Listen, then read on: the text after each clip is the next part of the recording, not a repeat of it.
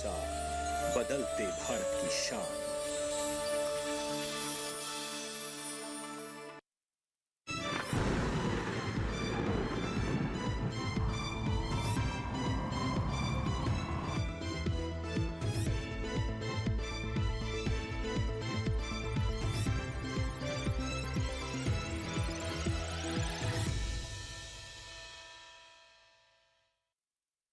मौसम खबर में आप सभी का स्वागत है। मैं हूं आपके साथ ज्योत्सना। मौसम खबर में जानेंगे कहां होगी बरसात, कहां रहेगा मौसम साफ, कैसी रहेगी तापमान की स्थिति, साथ ही किसानों के लिए कृषि सलाह भी। लेकिन शुरुआत करते हैं आज की 5 बड़ी खबरों के साथ, जिसमें सबसे पहले हम आपको जानकारी देने वाले हैं छत्तीसगढ़ की। यहां पर कहीं कहीं अगले 24 घंटों के दौरान हो सकती है भारी बरसात। इसके बाद आइए बात कर लेते हैं बिहार की। तो यहाँ पर भी कुछ जगह भारी बरसात के आसार दिखाई दे रहे हैं अगले 24 से 48 घंटों के लिए। अब बात कर लेते हैं ओडिशा की। तो यहाँ पर भी कहीं कहीं जोरदार वर्षा होने के अनुमान है। और इसके बाद बढ़ते हैं आगे और अब हम यहाँ रुक कर लेते हैं पूर्वी उत्तर प्रदेश का। तो यहाँ पर गरज के साथ तेज हवाओं के चलने की आशंका और बारिश की भी उम्मीद है। और अंत में बात कर लेते हैं पश्चिम बंगाल की। तो यहाँ पर तटीय इलाकों में हालात प्रतिकूल रह सकते हैं, इसके लिए मछुआरों को सतर्क रहने की आवश्यकता है। मौसम खबर में बढ़ते हैं आगे और अब बात कर लेते हैं मौसम विभाग द्वारा दी गई चेतावनी यानी कि वार्निंग अलर्ट की। तो कौन कौन से ऐसे राज्य हैं जिनके लिए चेतावनी जो है वो जारी की गई है, रंगों के आधार पर इन्हें बांटा भी गया है। तो सबसे पहले जो है वो हम आपको जानकारी देने वाले हैं यहाँ पर बिहार झारखंड के बारे में।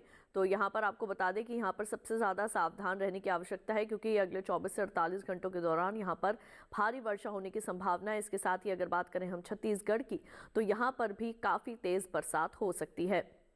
पूर्वी उत्तर प्रदेश में तेज हवाओं के साथ जो है वो वर्षा होने की संभावना है। इसके साथ ही पूर्वी मध्य प्रदेश में भी ऐसा ही मौसम देखने को मिल सकता है। कोंकण गोवा में जो है वो मौसम साफ रह सकता है, लेकिन मध्य महाराष्ट्र मराठवाड़ा में तेज हवाओं के साथ जो है वो बरसात होने की उम्मीद है। अगर हम बात करें पूर्वोत्तर भारत की, तो अरुणाचल प्रदेश में मौसम साफ रहेगा, लेकिन असम, मेघालय, नागालैंड, मणिपुर, मिजोरम और त्रिपुरा के अंदर जो है वो तेज हवाओं के साथ साथ वर्षा हो सकती है। दक्षिण भारत की बात करें तो तमिलनाडु, पुडुचेरी सहित केरल और कर्नाटक के जो हिस्से हैं वहां पर भी जो है वो ज़्यादा वर्षा होने की संभावनाएं बनी हुई हैं। इसके साथ जो बाकी के शेष राज्य हैं वहां पर मौसम साफ रहेगा, यानी कि वहां के लिए कोई चेतावनी जारी नहीं की गई है। बढ़ते हैं आगे और अब बात कर लेते हैं हम मौसम पूर्वानुमान की, यानी कि अगले 24 से 48 घंटों के दौरान कहां होगी बरसात और कहां रहेगा मौसम साफ। सबसे पहले हम शुरुआत करते हैं लेह लद्दाख से, श्रीनगर, जम्मू कश्मीर से। तो यहाँ पर कहीं कहीं जो है वो बरसात हो सकती है। हिमाचल प्रदेश और उत्तराखंड में भी कहीं कहीं जो है वो वर्षा होने की संभावना है। पूर्वी उत्तर प्रदेश के कई हिस्सों में जो है वो बरसात होने की उम्मीद है। पंजाब, हरियाणा, चंडीगढ़, राजधानी दिल्ली में जो है वो मौसम साफ रहेगा, लेकिन पश्चिमी उत्तर प्रदेश के अंदर जो है वो कहीं कहीं जो है वो वर्षा हो सकती है। इसके बाद अगर हम करें बात उप हिमालय, पश्चिम बंगाल, सिक्किम और बिहार की, तो यहाँ पर अधिकतर जगह जो है वो वर्षा होने की संभावना है। और झारखंड, ओडिशा सहित गांगे पश्चिम बंगाल में भी जो है वो जोरदार वर्षा होने के अनुमान लगाए जा रहे हैं। दक्षिण भारत की अगर बात करें तो अंडमान निकोबार द्वीप समूह में भी जो है वो अनेक स्थानों पर बारिश हो सकती है। अगर बात करें हम दक्षिण भारत की, तो यहाँ तटीय आंध्र प्रदेश, तेलंगाना में जो है वो कई जगह वर्षा होने की संभावना है। तमिलनाडु, पुडुचेरी में कहीं कहीं बरसात हो सकती है, लेकिन केरल के अधिकतर हिस्सों में बरसात होने के अनुमान है। कोंकण गोवा और मध्य महाराष्ट्र में जहां कई जगह जो है वो बरसात हो सकती है। इसके साथ ही गुजरात में कहीं कहीं वर्षा होने के अनुमान है। सौराष्ट्र और कच्छ में मौसम साफ रहेगा। अंत में बात करते हैं मध्य प्रदेश की। तो पूर्वी पश्चिम मध्य प्रदेश सहित छत्तीसगढ़ और विदर्भ में जो है वो वर्षा होने के कयास लगाए जा रहे हैं। इसके साथ ही बढ़ते हैं आगे और अब बात कर लेते हैं मौसम की चाल की, यानी कि पिछले 24 घंटों के दौरान कहां कहां हुई है बरसात। उप हिमालय, पश्चिम बंगाल, सिक्किम, बिहार, झारखंड और ओडिशा में जो है पिछले 24 घंटों के दौरान बादल बरसे हैं। अगर बात करें पूर्वोत्तर भारत की, तो यहाँ पर भी लगभग सभी राज्यों में जो है वो बरसात हुई है। दक्षिण भारत की बात करें तो अंडमान निकोबार द्वीप समूह से तटीय आंध्र प्रदेश, तेलंगाना, तमिलनाडु, पुडुचेरी, लक्षद्वीप, यहाँ पर भी पिछले 24 घंटों के दौरान जो है वो बरसात हुई थी। और इसके साथ ही बढ़ते हैं आगे, अगर बात करें कर्नाटक के भीतरी हिस्सों की, तो यहाँ पर भी जो है वो वर्षा देखने को मिली है। और यहाँ के जो तटीय इलाके हैं यहाँ पर भी बरसात हुई है। मध्य महाराष्ट्र, कोंकण गोवा, मराठवाड़ा में भी पिछले 24 घंटों के दौरान जो है वो बादल बरसे हैं। अंत में अगर हम जायजा लेते हैं यहाँ पर मध्य भारत का, तो पूर्वी मध्य प्रदेश सहित छत्तीसगढ़ और विदर्भ में भी पिछले 24 घंटों के दौरान बरसात देखने को मिली है। और इसके साथ ही ये तमाम जानकारियाँ जो हैं वो हमें जो है मुहैया कराई गई हैं IMD के ज़रिए और हम आप तक पहुँचा रहे हैं। इसके साथ ही मौसम खबर में वक्त हो चला है एक छोटे से ब्रेक का। जल्द लौटेंगे वापस, कहीं मत जाइए, देखते रहिए दूरदर्शन किसान।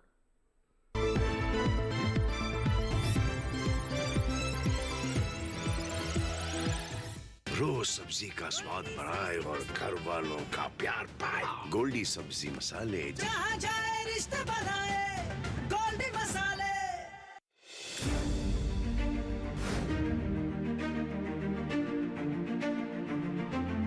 फसलों के भाव से लेकर उनकी आवक तक, पैदावार से लेकर बुआई के क्षेत्रफल तक, आयात से लेकर निर्यात तक,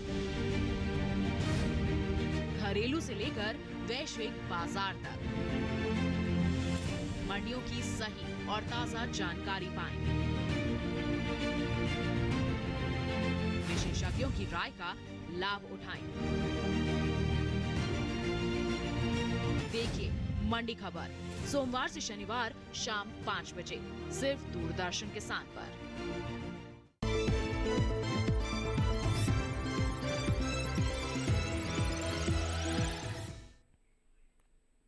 ब्रेक के बाद एक बार फिर आप सभी का स्वागत है दूरदर्शन किसान के मौसम खबर में। आइए बढ़ते हैं आगे और अब मौसम के बाद अब आइए बात कर लेते हैं तापमान की स्थिति की। पिछले 24 घंटों के दौरान तापमान की स्थिति कैसी रही, इसमें हम आपको बताएंगे कि अधिकतम तापमान और न्यूनतम तापमान कैसा रहा।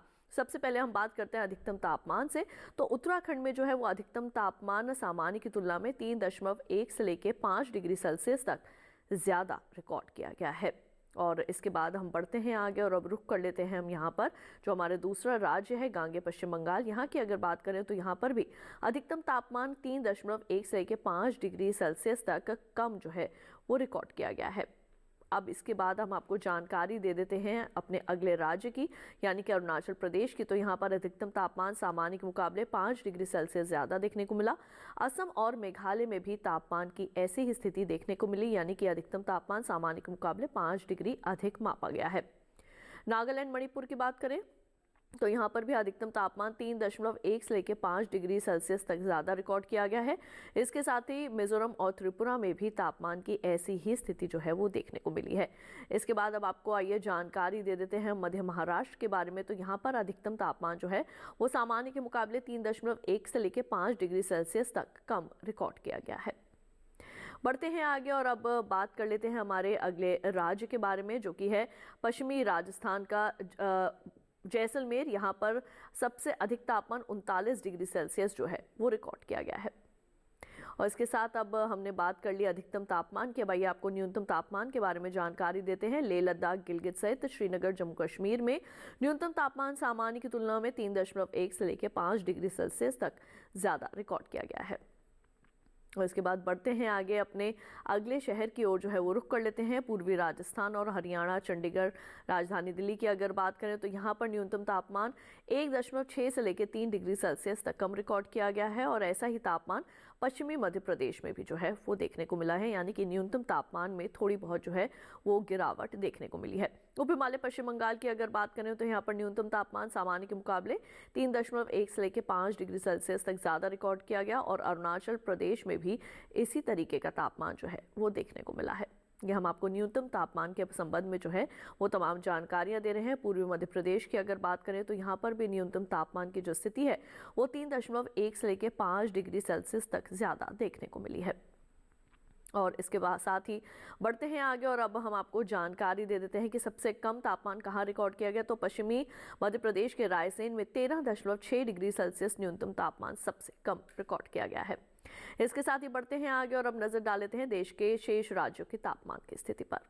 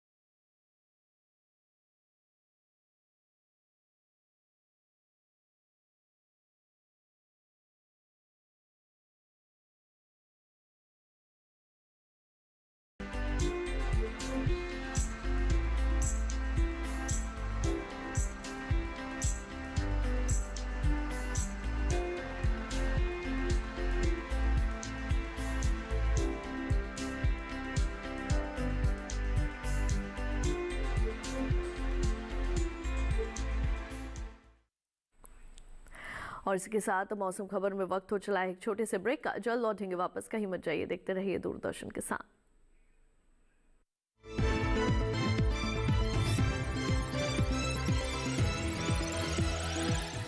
रोज सब्जी का स्वाद बढ़ाए और घर वालों का प्यार पाए। गोल्डी सब्जी मसाले। जहाँ जाए रिश्ते बनाए गोल्डी मसाले।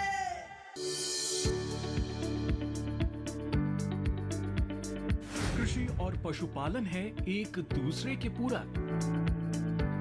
घर आंगन से लेकर व्यावसायिक फार्म तक,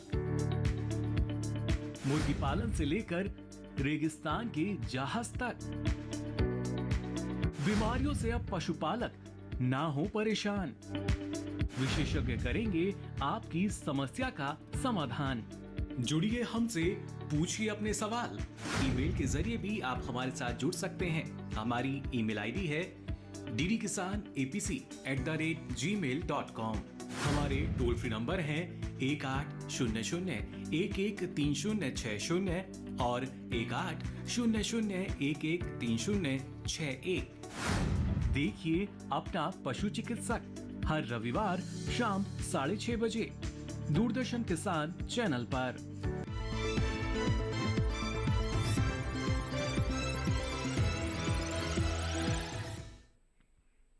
ब्रेक के बाद एक बार फिर आप सभी का स्वागत है दूरदर्शन किसान के मौसम खबर में। आइए बढ़ते हैं आगे और अब हम जान लेते हैं वायु गुणवत्ता के बारे में, यानी कि वायु गुणवत्ता सूचकांक के आधार पर एयर क्वालिटी जो है वो कुछ शहरों में किस प्रकार की है, कैसा है प्रदूषण का स्तर, ये जानना भी आपके लिए बेहद ज़रूरी है। सबसे पहले शुरुआत करेंगे राजधानी दिल्ली के साथ। 231 जो है वो वायु गुणवत्ता सूचकांक के आधार पर यहाँ पर रिकॉर्ड किया गया है, जो कि संतोषजनक स्थिति में आता है। बात करते हैं पुणे की, ये 108 रिकॉर्ड किया गया है और ये भी एक संतोषजनक स्थिति में देखा जा सकता है। बढ़ते हैं आगे, अब बात कर लेते हैं यहाँ पर मुंबई की। तो यहाँ पर वायु गुणवत्ता सूचकांक के आधार पर रिकॉर्ड किया गया 297 और ये एक जो है वो थोड़ी ख़राब स्थिति में। कोलकाता की बात करें तो यहाँ पर 79 है, ये एक अच्छी स्थिति में देखा जा सकता है, यानी कि यहाँ पर जो प्रदूषण का स्तर है वो थोड़ा कम है। लखनऊ की जो है वो 125 है, रिकॉर्ड की गई है और ये एक संतोषजनक स्थिति में देखने को मिल सकती है स्थिति। 92 जो है वो पटना की रिकॉर्ड की गई है और ये एक अच्छी स्थिति में जो है आप इसको देख सकते हैं। 68 जो है वो हैदराबाद की रिकॉर्ड की गई है और ये भी एक अच्छी स्थिति में देखने को मिल सकता है। इसके साथ ही आइए बात कर लेते हैं अहमदाबाद की। तो यहाँ पर वायु गुणवत्ता सूचकांक के आधार पर एयर क्वालिटी 128 जो है वो रिकॉर्ड की गई है और आप इसको एक संतोषजनक स्थिति में देख सकते हैं। बढ़ते हैं आगे और अब बात कर लेते हैं पर्यटन पूर्वानुमान की। कौन कौन सी ऐसी जगहें हैं जहां आप जा सकते हैं और वहां का मौसम और तापमान का हाल। जम्मू कश्मीर के गुलमर्ग की अगर बात करें तो सोमवार से लेकर गुरुवार तक यहां पर जो है वो मौसम सुहावना देखने को मिल सकता है, यानी कि थोड़ी बहुत बदली भी छाई रहेगी और गुरुवार को यहां पर अच्छी धूप खिली रहेगी। तापमान की अगर बात करें तो अधिकतम तापमान 16 डिग्री सेल्सियस रहेगा सोमवार और मंगलवार को, बुधवार को 17 डिग्री सेल्सियस और गुरुवार को एक बार फिर से 16 डिग्री सेल्सियस। अगर बात करें न्यूनतम तापमान की तो 7 डिग्री सेल्सियस तक भी जा सकता है। उत्तराखंड की चमोली की अगर बात करें तो सोमवार को यहाँ पर बिजली की चमक के साथ जो है वो वर्षा हो सकती है। अधिकतम तापमान 34, न्यूनतम 19 डिग्री सेल्सियस। मंगलवार से लेकर गुरुवार तक यहाँ पर थोड़ी बहुत बदली छाई रहेगी। अधिकतम तापमान 34 डिग्री सेल्सियस और 33 डिग्री सेल्सियस देखने को मिल सकता है। न्यूनतम तापमान जो है वो 19 से 18 डिग्री सेल्सियस तक भी जो है वो जा सकता है, यानी कि थोड़ी बहुत गिरावट भी न्यूनतम तापमान में हो सकती है। उत्तर प्रदेश के वाराणसी की अगर बात करें तो सोमवार और मंगलवार को जहां यहां वर्षा होने की संभावना, अधिकतम तापमान 36 और 35 रहेंगे, न्यूनतम तापमान 27 डिग्री सेल्सियस। तो बुधवार और गुरुवार को यहां पर थोड़ी बहुत बदली छाई रहेगी। अधिकतम तापमान 35 और 36, न्यूनतम तापमान 26 डिग्री सेल्सियस रिकॉर्ड किया जा सकता है। इसके साथ ही अब बढ़ते हैं आगे और अब रुक कर लेते हैं हमारे अगले राज्य का, जिसमें शामिल है हमारा राजस्थान का जयपुर। तो यहाँ पर चारों ही दिन जो है वो अच्छी खासी धूप खिली रहेगी। अधिकतम तापमान की बात करें तो 37 डिग्री सेल्सियस रह सकते हैं और 36 डिग्री सेल्सियस रह सकते हैं। न्यूनतम तापमान की बात करें तो सोमवार और मंगलवार को न्यूनतम तापमान रहेंगे 23 डिग्री सेल्सियस और बुधवार गुरुवार को रहेगा 22 डिग्री सेल्सियस तक। और ये हम आपको पर्यटन पूर्वानुमान के बारे में जो है वो जानकारी दे रहे हैं। इसके साथ ही बढ़ते हैं आगे और अब रुक कर लेते हैं हमारे अगले राज्य का जिसमें शामिल है गुजरात का अहमदाबाद, तो यहाँ पर चारों ही दिन जो है वो थोड़ी बहुत बदली छाई रह सकती है, धूप छांव का खेल यहाँ रह सकता है। सोमवार और मंगलवार को अधिकतम तापमान जहाँ 36 डिग्री सेल्सियस रिकॉर्ड किया जा सकता है, तो बुधवार और गुरुवार को 35 डिग्री सेल्सियस रहेगा। न्यूनतम तापमान की बात करें तो 24 डिग्री सेल्सियस रहेगा शुरुआती 2 दिन, और बुधवार को 23 डिग्री सेल्सियस, गुरुवार को एक बार फिर से 24 डिग्री सेल्सियस रिकॉर्ड किया जा सकता है। मेघालय के शिलांग की बात करें तो लगातार वर्षा जो है वो यहाँ पर हो रही है। अगले चारों दिन भी जो है वो यहाँ पर वर्षा की संभावनाएं हैं। अधिकतम तापमान की बात करें तो सोमवार मंगलवार को जहाँ अधिकतम तापमान 25 डिग्री सेल्सियस रहेंगे, न्यूनतम तापमान 17 और 16 डिग्री सेल्सियस, तो बुधवार और गुरुवार को 26 और 25 डिग्री सेल्सियस रहेंगे अधिकतम तापमान, और न्यूनतम तापमान रहेंगे 16 डिग्री सेल्सियस तक। इसके साथ ही बढ़ते हैं आगे और बात करते हैं पश्चिम बंगाल के श्रीनिकेतन की। तो यहाँ पर सोमवार और मंगलवार को जहाँ 2 दिन बरसात हो सकती है, अधिकतम तापमान 31 डिग्री सेल्सियस, न्यूनतम तापमान 24 डिग्री सेल्सियस और 25 डिग्री सेल्सियस देखने को मिल सकता है। इसके साथ ही बुधवार और गुरुवार को जो यहाँ पर थोड़ी बहुत बदली छाई रहेगी, अधिकतम तापमान 31 डिग्री सेल्सियस और न्यूनतम तापमान 24 डिग्री सेल्सियस देखने को मिल सकता है। बढ़ते हैं आगे और अब बात कर लेते हैं तेलंगाना के हैदराबाद की। सोमवार, मंगलवार और बुधवार तीनों ही दिन जो है वो यहाँ पर अच्छी वर्षा हो सकती है। अधिकतम तापमान 30 डिग्री सेल्सियस, 31 डिग्री सेल्सियस रह सकते हैं, न्यूनतम तापमान 23 डिग्री सेल्सियस और 22 डिग्री सेल्सियस रिकॉर्ड किया जा सकता है। गुरुवार को यहाँ थोड़ी बहुत बदली जो है वो छाई रह सकती है, अधिकतम तापमान 31 डिग्री सेल्सियस, न्यूनतम तापमान 22 डिग्री सेल्सियस देखने को मिलेगा। इसके साथ ही अब आपको जानकारी दे देते हैं आंध्र प्रदेश के विजयवाड़ा के बारे में। हमारे दक्षिण भारत में भी जो है वो लगातार वर्षा हो रही है। यहाँ पर भी चारों ही दिन जो है वो बारिश की उम्मीद है। अधिकतम तापमान जो है वो 33 डिग्री सेल्सियस और 34 डिग्री सेल्सियस रिकॉर्ड किए जा सकते हैं, और न्यूनतम तापमान की बात करें तो सोमवार मंगलवार को 25 डिग्री सेल्सियस, बुधवार को 26 डिग्री सेल्सियस और गुरुवार को एक बार फिर से 25 डिग्री सेल्सियस न्यूनतम तापमान रह सकता है। तमिलनाडु के कन्याकुमारी की अगर बात करें तो सोमवार, मंगलवार और बुधवार को यहाँ पर थोड़ी बहुत बदली छाई रह सकती है। अधिकतम तापमान 30 डिग्री सेल्सियस और 31 डिग्री सेल्सियस रह सकते हैं। गुरुवार को यहाँ पर वर्षा होगी, अधिकतम तापमान रहेगा 32 डिग्री सेल्सियस। न्यूनतम तापमान पर नजर डालें तो चारों ही दिन एक जैसे बने हुए हैं, यानी कि कोई बदलाव नहीं है। 24 डिग्री सेल्सियस न्यूनतम तापमान देखने को मिल सकता है। और इसके साथ ही जो है वो बढ़ते हैं आगे और अब बात कर लेते हैं खेती किसानी की। इस वक्त हमारे फसलों के अंदर कई तरह के रोग और कीटों के लगने का प्रकोप जो है वो रह सकता है। तो हमारे पंजाब, हरियाणा और राजधानी दिल्ली के किसानों के लिए क्या है कृषि वैज्ञानिकों की सलाह, किस तरह से आप कर सकते हैं अपनी फसलों की देखभाल, जानते हैं इस खास रिपोर्ट में। पश्चिमी पंजाब में इस समय किसान पपीते के पौधों की रोपाई कर सकते हैं। इसके साथ ही यहाँ कपास और बैगन को कीटों के प्रकोप से बचाएं। पश्चिमी पंजाब के मैदानी इलाकों के किसान इस मौसम में मूली और गाजर की बुवाई कर सकते हैं। वहीं मध्य पंजाब के मैदानी इलाकों में इस समय फफूंद जनित रोगों का प्रकोप बढ़ सकता है। ऐसे में धान के मेढ़ों से घास को साफ करें। पंजाब के उप पर्वतीय इलाकों में मूंग और मैश में कीटों की निगरानी करते रहें। वहीं मध्य पंजाब के मैदानी इलाकों के किसान इस समय मूली, शलजम और गाजर की बुवाई करें। इसके साथ ही यहां अगेती आलू की रोपाई करें। वहीं पश्चिमी हरियाणा में कपास की चुनाई करें। इसके साथ ही यहां सरसों और गाजर की बुआई करें। पश्चिमी हरियाणा में ही धान के कीटों और रोगों की निगरानी करते रहें। पूर्वी हरियाणा के किसान इस समय धान और बाजरे की कटाई करें। इसके साथ ही यहाँ सरसों, गाजर और आलू की बुआई करें। यहीं इस समय नमी की मात्रा ज्यादा होने से धान में लीफ फोल्डर के लक्षण देखे जा सकते हैं। ऐसे में किसान इसकी निगरानी करते रहें और प्रकोप दिखाई देने पर कृषि विशेषज्ञों की सलाह से दवाओं का छिड़काव करें। दिल्ली और उसके आसपास ये समय अगेती मटर की बुआई के लिए उपयुक्त है। इसके साथ ही यहाँ इस समय गाजर की बुआई करें। यहीं इस मौसम में दीमक फसलों और सब्जियों को नुकसान पहुँचा सकते हैं। ऐसे में किसान कृषि विशेषज्ञों की सलाह से बचाव के उपाय करें।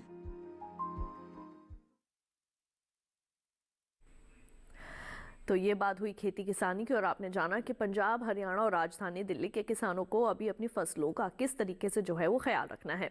इसके साथ ही बढ़ते हैं आगे और अब बात कर लेते हैं आज की फसल की, जिसमें हम आपको जानकारी देने वाले हैं टमाटर की बुआई के बारे में। टमाटर यूँ तो हमारे स्वास्थ्य के लिए बेहद ही लाभदायक होता है। इसमें विटामिन सी जो है वो प्रचुर मात्रा में होता है। और टमाटर से हमारे किसान भी जो है वो अच्छा आर्थिक मुनाफा हासिल करते हैं। तो टमाटर की बुआई पर पेश है हमारी ये विशेष रिपोर्ट।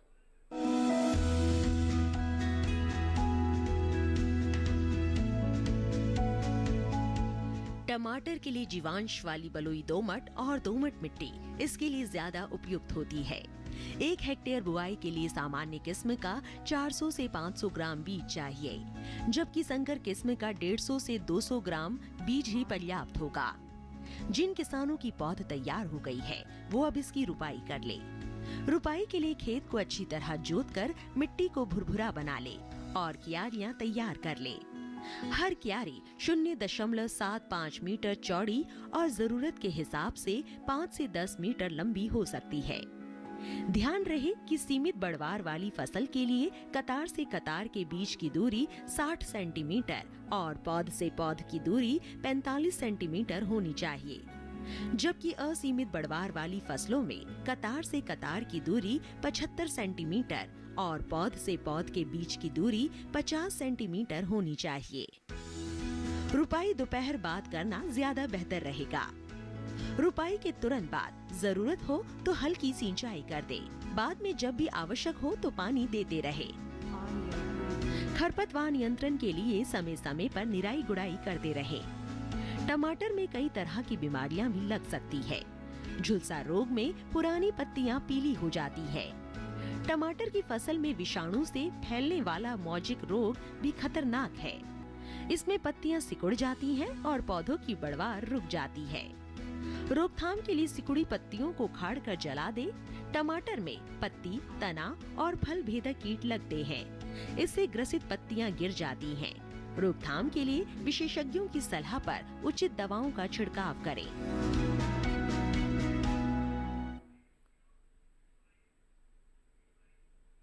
तो अभी आपने टमाटर की बुआई से संबंधित भी तमाम विशेष जानकारियां हासिल की। इसके साथ ही आपको बता दें कि अगर आप मौसम खबर को दोबारा देखना चाहते हैं तो टीवी स्क्रीन पर दिखाए जा रहे इस QR कोड को स्कैन कीजिए। इससे सीधे आप हमारे YouTube चैनल पर चले जाएंगे। यहाँ जाके आप ले सकते हैं मौसम का हाल मौसम खबर के साथ।